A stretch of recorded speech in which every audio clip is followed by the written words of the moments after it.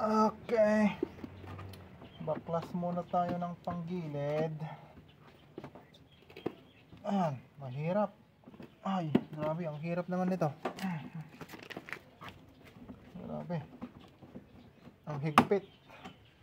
So kailangan nating baklasin itong fairings natin dito. Yan. Yun o. Para magkaroon tayo ng access dito sa part na ito. Tapos kuha tayo ng size 8. Ayan, size 8. Ito madali lang.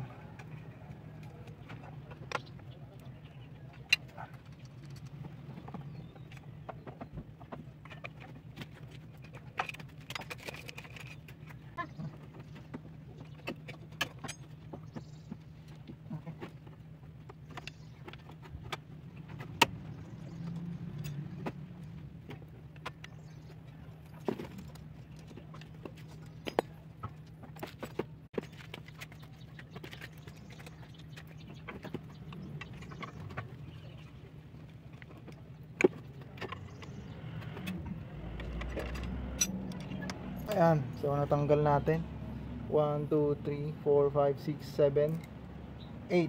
Ayan, 8 na maliliit, tapos isang mahaba, pang 9.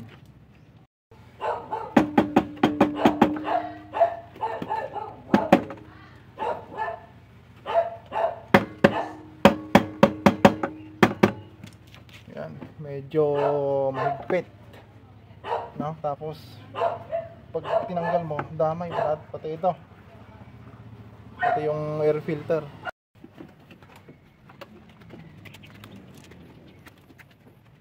Ayan, paluwagan natin to. Wala eh, damay talaga pati air filter. No choice tayo, kailangan nating baklasin tong air filter.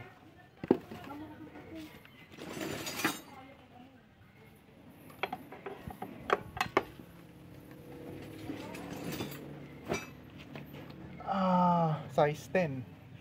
Size 10 millimeter.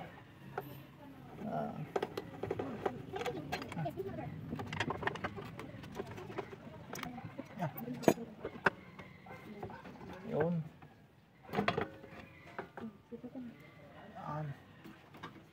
So, ganun pala. So, ganito ang itsura ng cover. Ayan. Medyo madumi na, no? Kailangan na nating linisan. Ito yung crankcase cover nya. Dito yung parts ng kick. Ayan. Tapos dito, ganyan ang itsura ng kanyang panggilid. Ayan. Old school, oh. Parang old school ito. Ayan. Tapos ito yung belt. Talagang madumi na. Okay, linisan natin. So ayan, gamitan natin ng white tool, tapos 17mm. 17mm. Alright.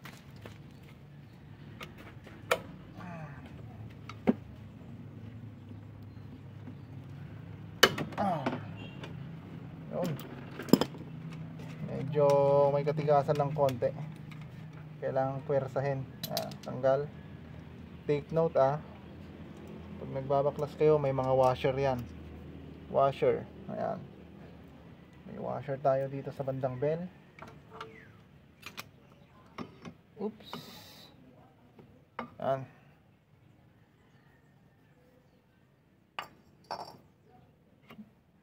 Okay. Ito naman yung clutch. Next natin itong pulley sa harap.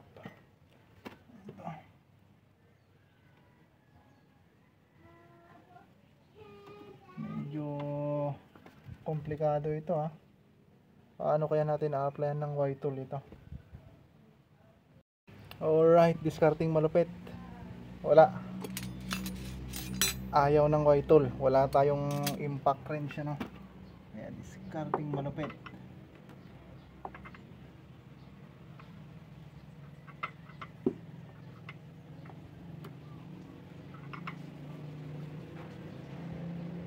Yan.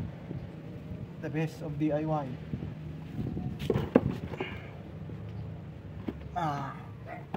Yan, destroy it yourself.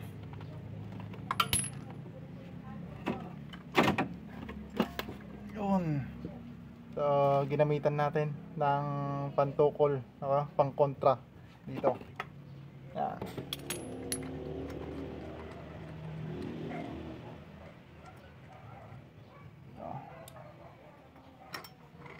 Plus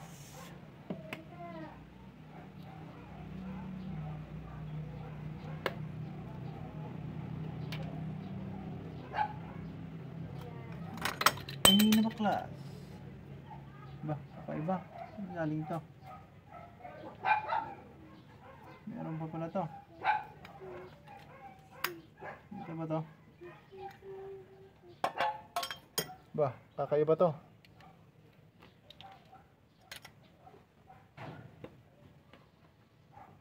Ayan, tanggal. Ay, mahigpit. Dito pala sa taas ito. Ayan. Ayan.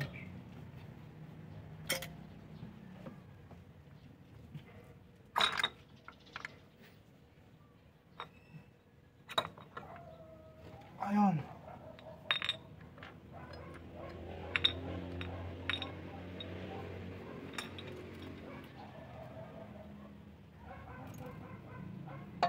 Ay, mahirap mabaklas ang backplate.